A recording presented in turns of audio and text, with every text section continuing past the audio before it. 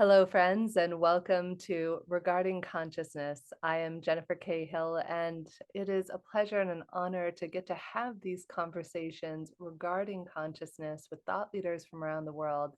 And today we are joined by a new friend who I recently met in Croatia a couple of weeks ago, Chandler Stevens. Chandler is the founder of the Ecosomatics Institute, which provides advanced training for practitioners interested in connecting the dots between body, mind, and environment. He also leads a coaching group called Movement as Metaphor, which uses movement to dissolve self limiting patterns in thought and action. In his spare time, he is pursuing a doctorate in clinical psychology with an emphasis on how we can leverage embodied cognition and altered states of perception to drive change into stuck systems. And I'm also very excited to talk to him today about his new endeavor, the Joy Machine. Thank you so much for being here with us, Chandler. It's a real pleasure. Thanks, Jennifer. Yeah, it's so funny. This is something you would know, but I was on a call right before this. I do a call every day at the same time with a dear friend, and if nobody's ever done this, I highly recommend it. So you are getting me, Chandler, for the first time ever, just off the back end of probably the biggest breakthrough I've ever had in my life. I didn't know until about 25 minutes ago that I was afraid of people. And all of a sudden, Oh, it's not kind of a wild one. So we're starting this episode in just complete candor, and I'm like, huh. I wonder what it's like to actually do a podcast and not be afraid of people. Like, what could possibly come out of it? So, we get to play in this awesome new space of consciousness and transformation. And on that note, I'd love to hear how you came to go on this journey of consciousness and transformation. What brought you here, Chandler? mm, wow. I first, it seems like such an honor to meet you in that kind of space. I mean, what an amazing time.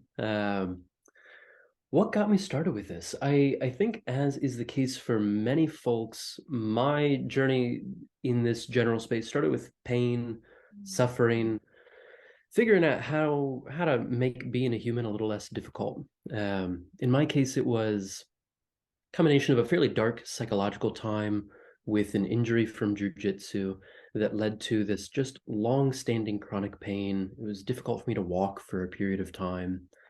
And so I was around 20 years old then, and I felt like I was 75. I mean, my body was just like not a fun place to be. And in attempting to resolve that, I went through all of the usual suspects in physical practice. And eventually I stumbled my way into somatic education, embodiment practice, and more broadly, the mind body system together. And I realized that a good amount of what was leading to the difficulties I was experiencing really found its roots in emotional difficulties too. Mm. And that flipped my world a little bit to think that my body wasn't just this machine, wasn't just a hunk of meat, but actually this was where soul met the world. And um, I have a sort of insatiable curiosity that led to the clinical psych world and all these things. But at this point, it really is, it's a pleasure for me to begin to explore these interrelationships between soul, between soma, with psyche, and how that is that we can begin to take part more deliberately in the world around us. Um, I think it's a pretty good summary. It's a great place to start. And I think that it's fascinating. We've had a lot of episodes on consciousness, ranging from thought leaders, authors, scientists, though I can't say we've done an episode as it relates to somatic movement and how movement can actually help us heal. I remember for me personally, many years ago, there was a website. I'm the CEO of a company called Om Dash Heals and Om.app, but there was another one called, I think it's called Daily Om, and they used to offer free classes. I don't know if they still do. And they had this cool class that was like chakra dancing and moving. And I remember as you move different parts of the body, say the sacral area or the solar plexus, I remember almost feeling vomitous at one point because of the Mhm. stuck energy and emotions as you were just going through this. It was only a 10-15 minute process. It wasn't like it was a day or intense. So, share with us a little bit about that for maybe some of our listeners and viewers who might not be familiar with somatic release and how the somatic and movement side of things really can have a direct correlation to what's happening physically and psychologically in our bodies. Yeah, yeah. I imagine most people are familiar with the general experience that when we're stressed or when we find ourselves in a conflict situation with somebody, whether it's a lover, a business partner, a friend, some guy who cuts us off in traffic, whatever the case is, our bodies have a kind of automatic response. And there's some times where that's in the nature of what we might think of as the skeletal muscles, the ones we can move voluntarily. And that's, our shoulders creep up toward our ears, our breathing gets restricted, we just get tension in the jaw, around the eyes.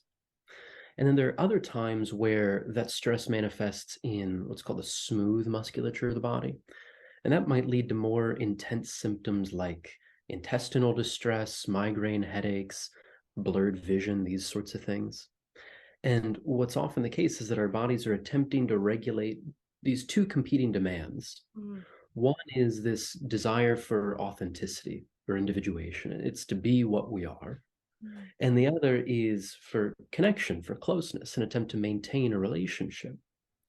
And mm, so often these stresses manifest in this conflict between these two desires as basically a restriction in our ability to take action in the world. mm. We might compromise our individual authenticity in order to preserve what seems like a vital attachment relationship. So if I'm in a conflict with a lover, let's say, I really want to maintain that relationship. And so I might just bite my tongue, I might grin and bear it. All of these little colloquial metaphors that we have in the culture, they often relate to a very concrete bodily experience as well. I had no idea. I mean, you think of the term grin and bear it, and it never dawned on me that, wow, that's actually a literal thing that we grin and bear it. And I know emotionally too, from a gut standpoint, our gut is related to so much, and that if we're unable to digest an idea or something, it can often relate to physiology. I remember, I think it's Louise Hay, You Can Heal Your Life, Signs and Symptoms. Every time I have an ailment or I have a loved one who has an ailment, I always go to her list and see, oh, what could be the limiting belief? In fact, that's how I got to what came up right before this episode with my dear friend. We were on a call and we were talking about this idea of perfectionism. And it's funny. I'm gonna be just really raw here with you, Chandler, if it's okay. Can I be super raw with you? Sure. I'd love it. Yeah, please. So we were just at this thing called Baby Bathwater together. And part of it is it's like you're networking and you're meeting with all these people. And some people right there were doing like tons of business right there on site. Like one guy, I remember, a super sweet guy I became friends with. He's like, oh yeah, I 40x the ROI I got there. Other people are getting investments. And it's kind of like the person who didn't get asked at the dance. Now, I say this, I developed wonderful relationships, but we were in the middle of a fundraise. And I realized that there was some sort of blockage, like something was blocking me from really connecting at people more than that just facade level, that, superficial level, let's call it. And my dear friend, Mm. God bless her, KJ, was just calling me out on this. She's like, Jen, you're always so worried about being perfect and just like getting it right that people don't get to see the real you. And then in that moment is when I had that epiphany of, wow, I wonder if I have a belief that I'm afraid of people. And then sure enough, I muscle tested it. Do you ever do muscle testing, Chandler? Kinesthesiology? Every once in a while. Yeah, Yeah. it's something new I've been doing. So I did that. And I say this because what I do is I'll muscle test to see if I have a limiting belief. Every time, if I notice that, like, oh, am I having a hard time digesting an idea? I was taught by this thought leader of how to muscle test properly.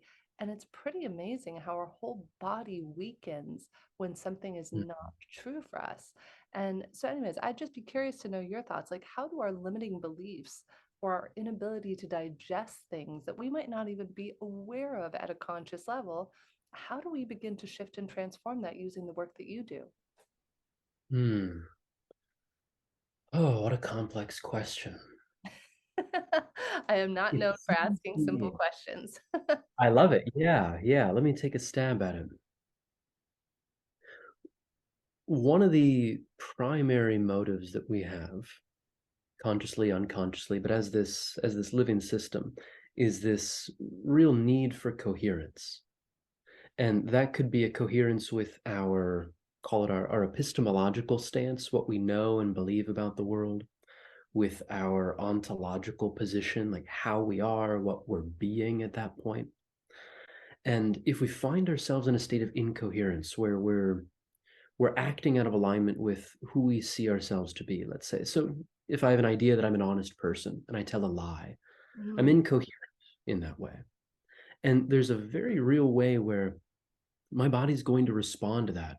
And I'm going to compromise my foundation. And what I mean by that is we've got this ever present need to organize ourselves with respect to gravity in the floor or the ground, let's say. And when we are in a state of incoherence, we experience it's a pretty distinct sense of shame, we might say. mm, And we'll actually collapse into ourselves when we're in a state of shame. And it might not be as dramatic as I sort of demonstrate there, but we'll collapse a bit, and our body's going to create this tension to basically catch us, to attempt to bolster, to reinforce us. And in that moment, we're actually weaker. We are separated from the biological resources available to us because we've either collapsed in on ourselves, where we've created this net of tension, a kind of compensation against that collapse. And so our musculature literally isn't available for then the activity we might want to take in the world. And so when I'm looking to help someone dissolve that kind of pattern, divest from that habitual response, I'm going to pay particular attention to how they experience the support of the ground beneath them in that moment. So if they find themselves in a state of incoherence, if they find that there's some block in their perception, something that they're not able to do despite their best intentions, it could be as simple as asking, what do you notice about where your body makes connection with the ground right now? And what's the nature of that connection? Is that a connection where you are buoyed up from the support of the ground? Is that a connection where you're almost resisting that contact and trying to hoist yourselves up, puff up your chest, that sort of thing? Or are you kind of spilling into that connection, just hoping to God something's going to catch you there? And for a lot of people, even just having that basic awareness of the ground at that point, it's it's revelatory in a way. I mean, their posture changes in that moment. The sense of the availability of the world around them can change at that point. And it's such a simple thing, but to me, there's almost a mystical quality to it to think that in any moment we have a secure enough relationship. In any moment we have an unfaltering support available to us in that connection to the ground. mm. So how can we connect to the ground? Do you read all of these things? A big thing has been, I forget what it's called, earth walking, or where you Mm. walk barefoot. As somebody who lives in Lisbon, I will say it's a shame. Lisbon's a beautiful city, but unfortunately, more than anywhere else I've ever lived, there's broken glass all over the ground. So it's not as easy unless I go out to the beach. But I've heard that there are things to be said about walking in grass, walking on the ground, walking in sand. So this could be, depending on the environment, let's say, it could be something folks even do as we're sitting having this conversation now. It could be a matter of just moving your attention to whatever surface is supporting you at this point, whether it's the chair, the floor, whether it is the natural terrain outside. It's funny, I just got back from this 5-day backpacking trip in Yosemite, and I was barefoot the whole time. What? And yeah, apparently I made How? it That's wild. about 14 years worth of practice on barefoot running, that kind of thing. But yeah, it was funny. One of the rangers came by our site the one night and he's like, "Yeah, you're kind of a legend. You made it into campfire stories down the trail a bit. They're talking about this barefoot guy." And so it doesn't need to be as dramatic as you do a barefoot backpacking trip. Certainly could be, but you want a little acclimation time. But I would think maybe two things come to mind. So you've got this availability of just directing your awareness downward to that surface. And then I find for a lot of people, it can make a huge difference just to practice something as simple as a little bit of floor sitting each day. So, for instance, I've got this low desk setup. I'm kind of in a squat position right now. But if someone is just watching Netflix, listening to a podcast, reading a book, checking emails, they could do all those things just while sitting on the floor. And their bodies are going to naturally start to shift around position to position. It's not entirely comfortable at the outset. But each of those little shifts is going to give their body a very different experience of support, a different configuration where they could find that base of support.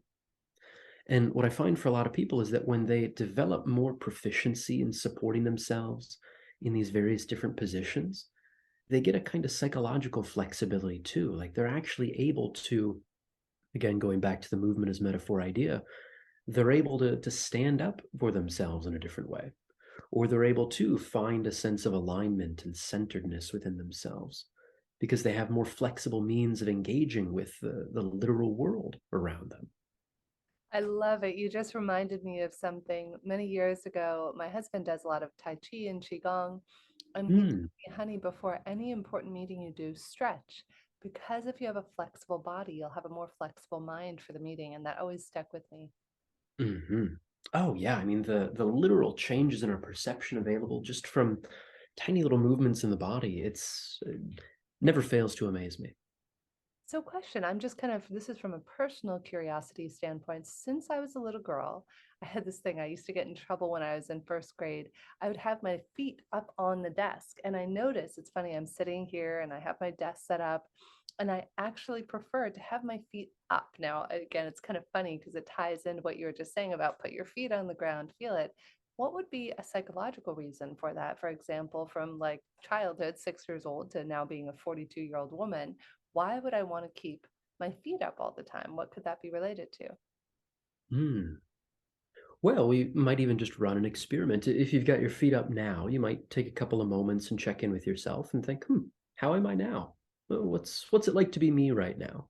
Okay. And then if you take a couple of moments with your feet on the floor, down away from the chair, you might just notice, well, what's different in the way that I experience myself in this position relative to that position? And it might not be anything too dramatic. It might just be, well, I'm a little more comfortable that way. And then we can start to tease out, like, well, what's more comfortable like for you? What is it that's more comfortable about that? And maybe that's a couple of times moving back and drawing the feet up, and a couple of times setting the feet down. But gradually we can start to tease apart what's the difference in the experience you have of a position like this and a position like that.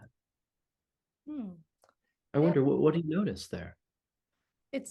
For me, it doesn't feel as liberating. Like it's like it goes Mm. back to kind of feeling like I want to do what I want. So like having my feet up feels like it's a thing you're not supposed to do. It almost is like the thing from when you're a kid. You can't do that. As if you're a 6-year-old kicking your feet up on the desk, you're not supposed to do that. And so there's almost this rebellious nature of like, haha, you don't know it, but my feet are up right now. Okay. All right. So there's something that's a little liberatory about that. There's something a little rebellious about that. Yes.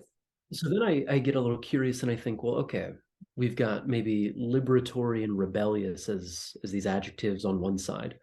What's the adjective you associate with having the feet down in that position? Constricted and confined. Constricted and confined. Okay.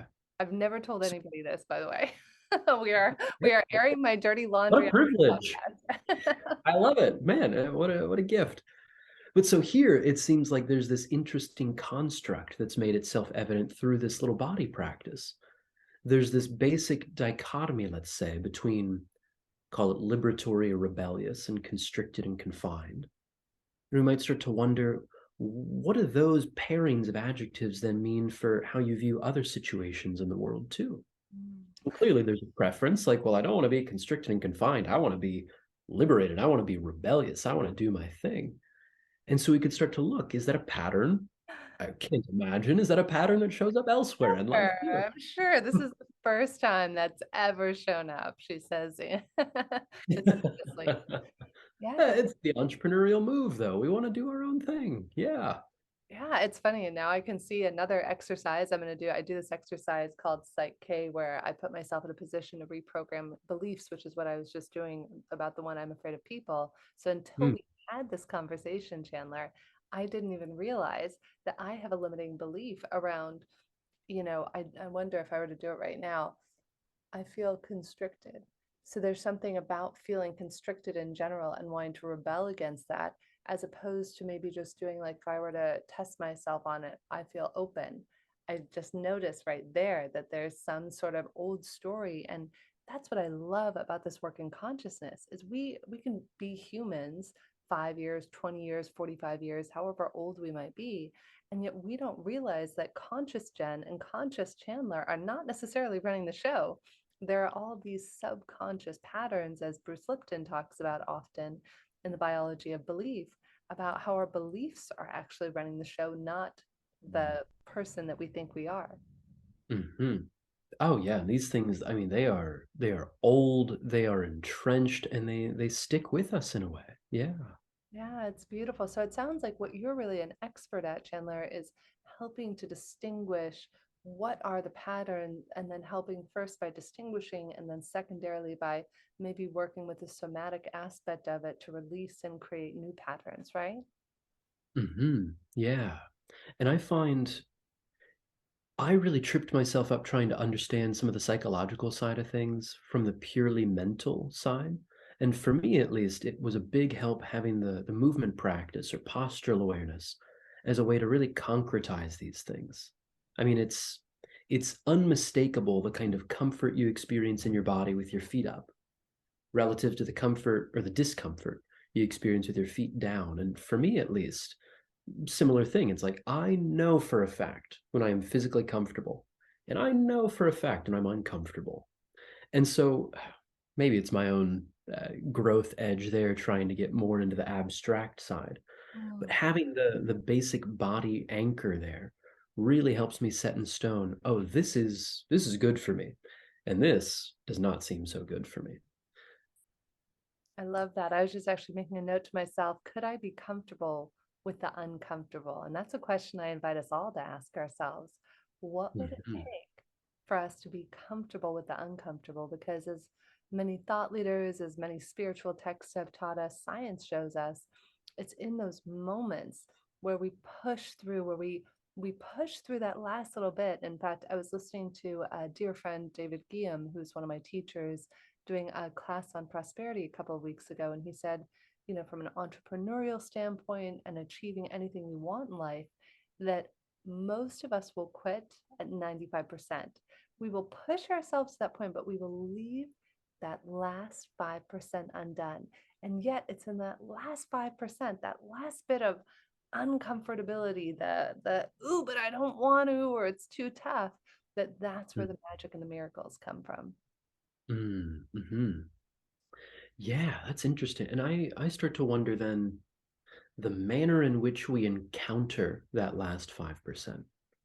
And what I mean is I think a lot of people they're fairly conditioned toward an attitude of toil, Mm. like compulsion and obligation, and they'll push themselves through the last 5%, which is it's not a fun way to do it. It's an ugly way to be with ourselves.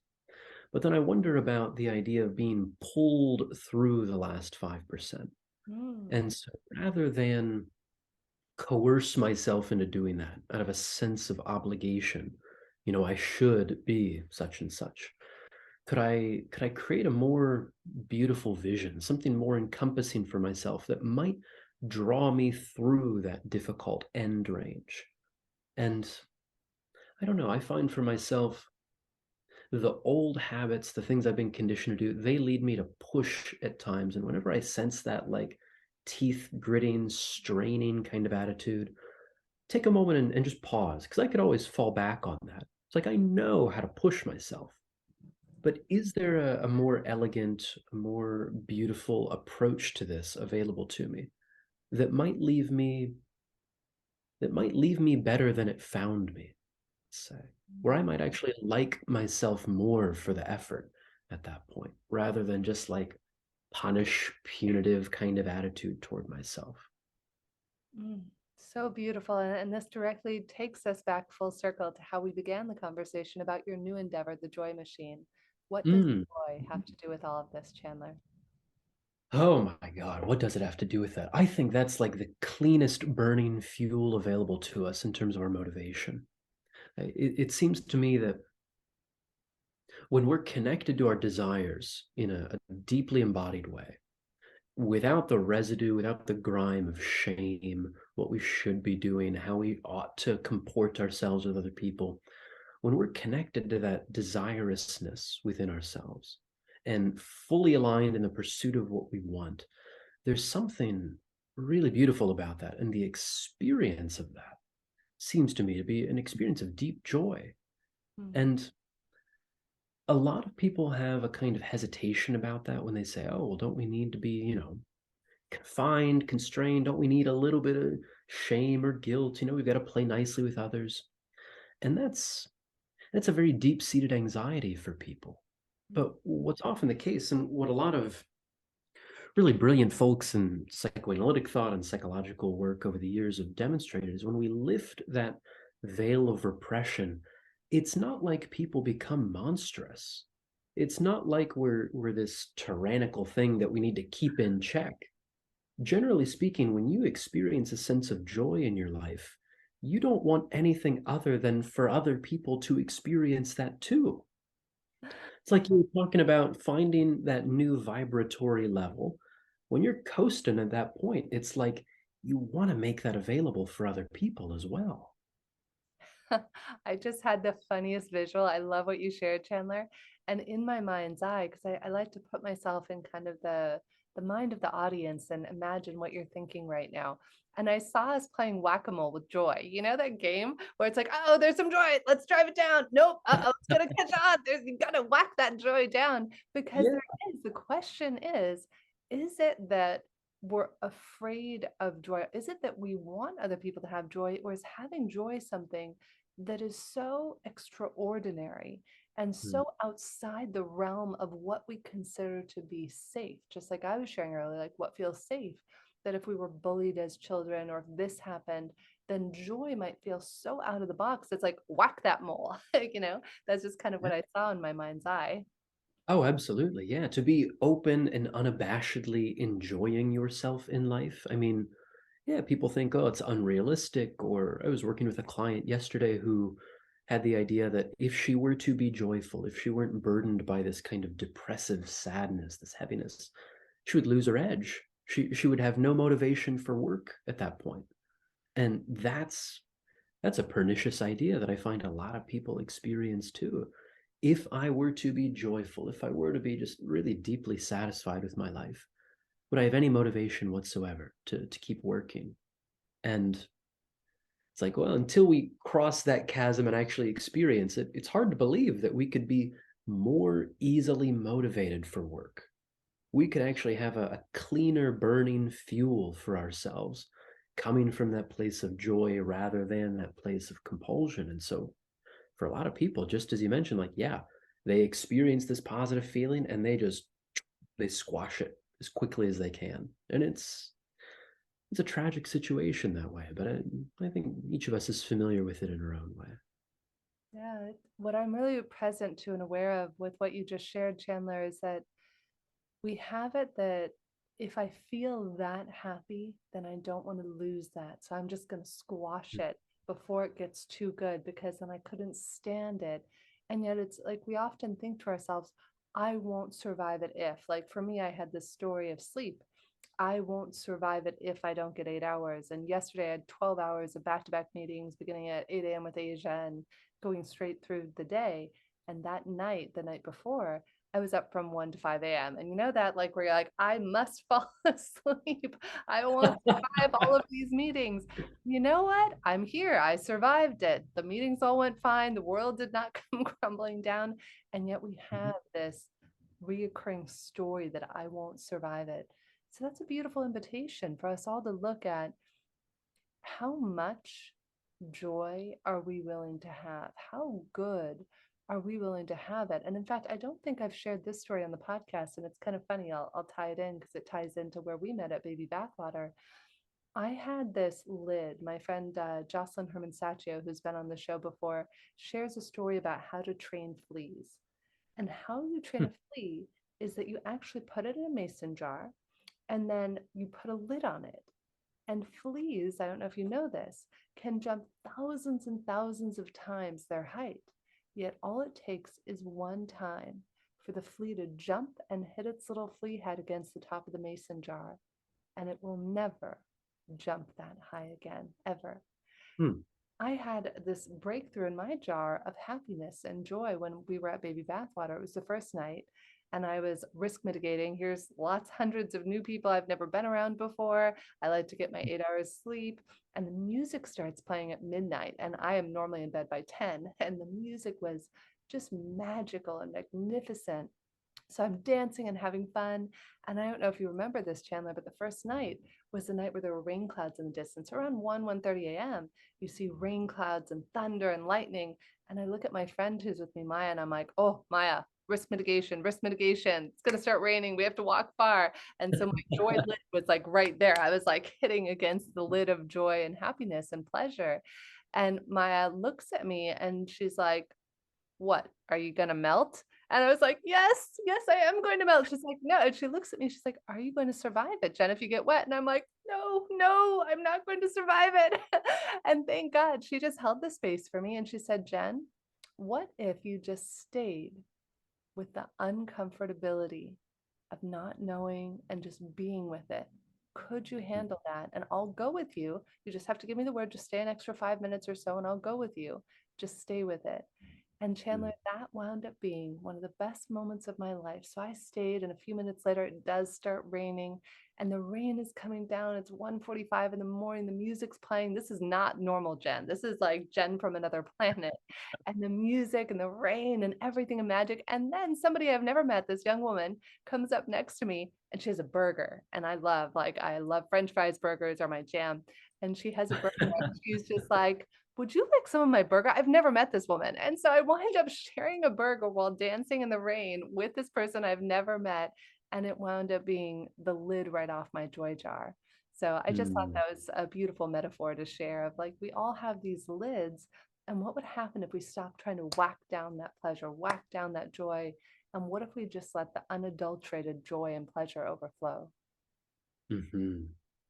Oh, I love it. Yeah. I'm just thinking back to the late night burgers on the island there. They're a joyful experience. Yes, I'm not even a big meat eater. Like I can go months without eating meat, but like at 2 a.m., it just doesn't get any better than that.